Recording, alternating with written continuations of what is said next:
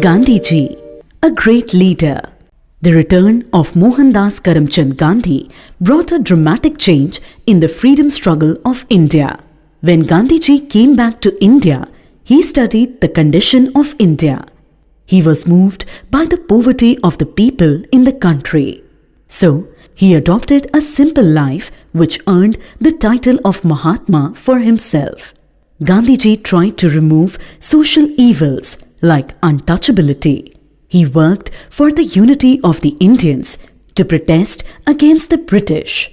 Soon he started applying his non-violent satyagraha to various local struggles to unite the people. He fought for the rights of the indigo farmers of Bihar, the peasants of Gujarat, and the textile workers of Ahmedabad. His method of non-violent satyagraha became successful and inspired the whole nation. Gandhiji emerged as a moral force in the country. In the meantime, the First World War ended in the victory of England. The British made severe laws against the Indians. They empowered the police to arrest and imprison any Indian without trial. Gandhiji took this as an open challenge. The political leaders of various groups also rested their faith in Gandhiji. Gandhiji responded to it by launching satyagraha on a large scale against the British. The Indians organized the first ever All India strike on 6th April 1919 under the leadership of Mahatma Gandhi. JALLIANWALA BAGH incident. On 13th April 1919, General Dyer attacked the peaceful gathering of villagers in the Jallianwala Bagh in Punjab. He blocked the gate of the park and ordered his troops to fire on the people. Many people lost their lives and many were injured. Several persons jumped into the well of the park to escape the bullets. Non-cooperation movement. The tragedy of Jallianwala Bagh spread throughout the country. After this tragedy, under the leadership of Gandhiji, the non-cooperation movement was started in 1920. People boycotted courts, educational institutions, elections, and foreign goods. A number of national schools were established in the country. The non-cooperation movement spread throughout the country. The movement inspired Subhash Chandra Bose to join the movement. Many young people also joined the movement. The Hindu-Muslim unity was seen. The British tried to detach the Muslims from the movement, which led to Hindu-Muslim riots. Gandhiji wanted this movement to run peacefully without any violence. The movement was successful for some time. Suddenly, the peasants in Chauri Chaura turned violent. They set a police station on fire and burned down 22 policemen to death. Gandhiji was unhappy with this violence and he withdrew the movement immediately. Gandhiji was arrested. Anti-Simon movement. The struggle for freedom continued. The British appointed Simon Commission to examine and improve the Indian administration.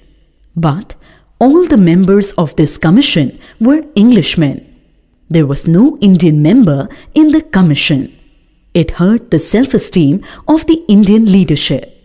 All the political parties and others declared not to cooperate with the Simon Commission. Thousands of people were severely beaten by the police, including leaders like Nehru, Govind Ballabh Pant and Lala Lajpat Rai.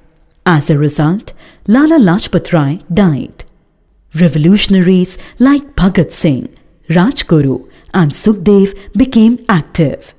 They killed a British officer who was responsible for lathi charge on Lala Lajpat Rai. Later on, Bhagat Singh, Rajguru and Sukhdev were hanged. Civil Disobedience Movement. The Civil Disobedience Movement was started under the leadership of Gandhiji to achieve Purna Swaraj. In this movement, people boycotted foreign goods. They did not pay land revenue and held protests and demonstrations against the government. It started with Dandi March on 12th March 1930. The British government did not permit people to make salt from sea water. Gandhiji decided to break this law himself. Therefore, he left the Sabarmati ashram with Sarojini Naidu and other ashram members for Dandi. He broke the salt law by making some salt from seawater. The people, including teenagers, women, farmers, and workers, joined the movement. The British adopted severe measures to destroy the movement. Many people were badly beaten. Several thousands of people were arrested. Many leaders, including Gandhiji, were arrested and put in prison. World War II and the Congress. World War II started in September 1939. The British government involved India in the war without consulting the Indians. The Congress refused to offer any cooperation in the war. The Congress leaders wanted definite assurance from the British to declare India as an independent nation after the war. But the British government did not give any assurance.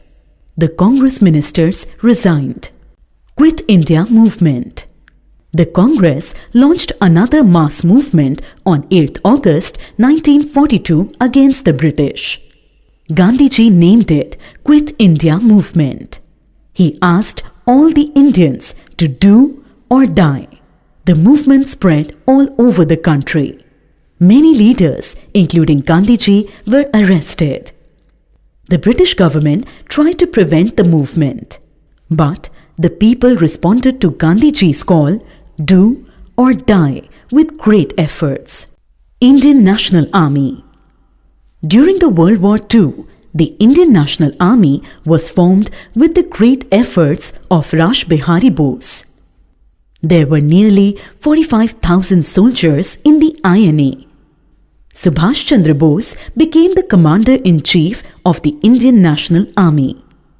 His main goal was to convert the INA into a powerful force of the Indian freedom struggle.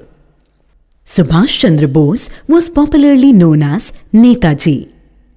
The Indians responded with great spirit to his Dilli Chalo and Jai Hind slogans. India wins freedom. The World War II ended in 1945. On 23rd March 1946, the Prime Minister of England said that the British government had decided to give freedom to India. The British cabinet mission reached Delhi. Several discussions took place with the Indian leaders on the issue of independence. On 24th March 1947, Lord Mountbatten became the Viceroy of India. He announced his plan for the division of India and Pakistan. This announcement led to communal riots. Thousands of people lost their lives. Many people lost their homes. Gandhiji and other leaders tried their best to control the situation, but they failed. India was divided into India and Pakistan. Under these sad conditions, India got independence on 15th August 1947. Jawaharlal Nehru became the first Prime Minister of our country, and Dr. Rajendra Prasad became the first President of India. But Gandhiji's dream of an undivided India was broken.